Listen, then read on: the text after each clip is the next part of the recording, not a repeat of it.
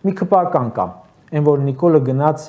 Գրանադայում հանձնեց, ինքը գրում էր, ահա, չէիք ուզում գնար, որ այս ձեռքբերումը չունենար, Արայիկ Հարությունյանը հիմա ասում է, Փաշինյանը առանց վախենալու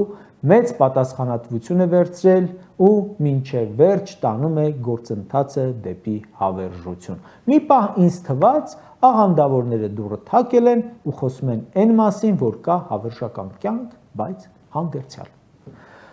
Այո, մենակ դուք արեցիք մտնել մի քանի հազարամյա ազգին դավաճանելու բեռի տակ։ Կարճ ասած, այս ամենը տեղի ունենում ընդամենը մեկ պատճառով, ՔՊԸ-ն հայտնի ճանապարհներով ստացել է իշխանությունը, 2021-ի նույն ճանապարհով պահել է ու ուզում է վերարտադրվել հերթական կամ արտահերթ կարգով։ Իշխանությունը պահելու համար ստիպված գնում եք նման քայլերի,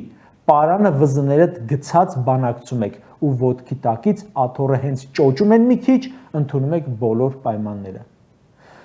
Նարդոսը մի պատմվածք ունի, որտեղ հերոսին, որը չուզենալով է գնում տանտիրոջ մոտ, նկարագրում է այսպես. ամեն անգամ